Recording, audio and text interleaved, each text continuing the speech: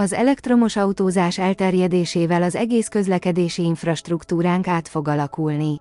Sokkal nagyobb töltőállomások fognak kialakulni, amelyek számos szolgáltatást nyújtanak, hogy legyen mivel eltölteni, az elektromos autók esetén hosszabb, várakozási időt. A munkaerőhiány miatt azonban interaktív automaták fogják ellátni a szolgáltatásokat nyújtó személyzet helyett azok feladatait. Úgy gondolom, hogy az emberek többsége továbbra is igényli, hogy gépjárművet birtokolhasson, és lesznek még személyautók a továbbiakban is. Azt pedig tudjuk, hogy az EU az elektromos gépjárműveket támogatja. Az a terv, hogy 2035-től az EU-ban kizárólag elektromos autókat lehessen értékesíteni. Sőt, arra is volt szándék, hogy ezt előre hozzák 2030-ra. Természetesen elképzelhetőnek tartom, hogy valamilyen formában ezután is értékesíthetők lesznek például a benzines autók, de az vitathatatlan, hogy sokkal több elektromos autó lesz, és a közlekedési infrastruktúránk egy átalakuláson fog keresztül menni.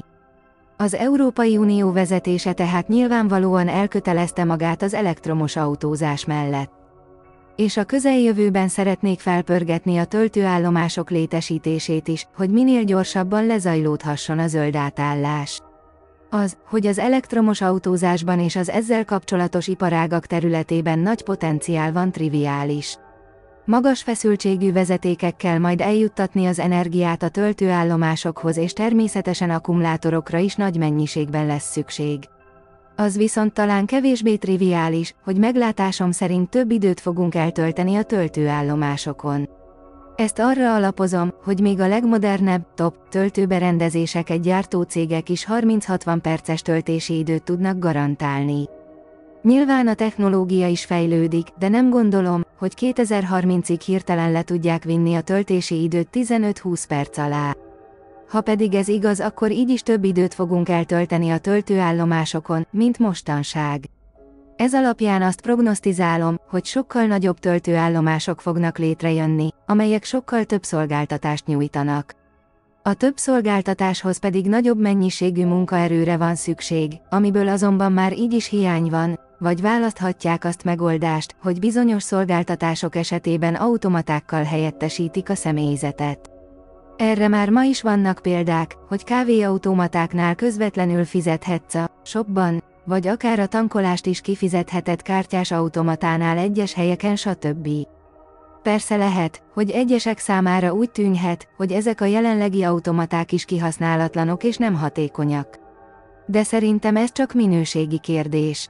A mesterséges intelligencia fejlődése az automaták egy új korszakát hozhatja el. Magasabb minőségű intelligens automatákkal lehet felszerelni a töltőállomásokat. És mivel rövid idő alatt akarnak nagy mennyiségű töltőállomást kiépíteni és üzembe helyezni, ezért most van itt az idő az olyan fejlesztéseket értékesíteni, amelyek részében megoldást jelenthetnek az itt felmerülő munkaerőhiányra. A jóslatom rövid összefoglalása tehát, hogy az elektromos autózás elterjedésével sokkal nagyobb töltőállomások fognak kialakulni, amelyek a plázákhoz hasonlóan működnek majd, és nagy mennyiségű szolgáltatást fognak nyújtani az ott várakozóknak, mesterséges intelligenciával megtámogatva az értékesítést. Úgy gondolom, ez az átalakulás 2035-ig végbe megy.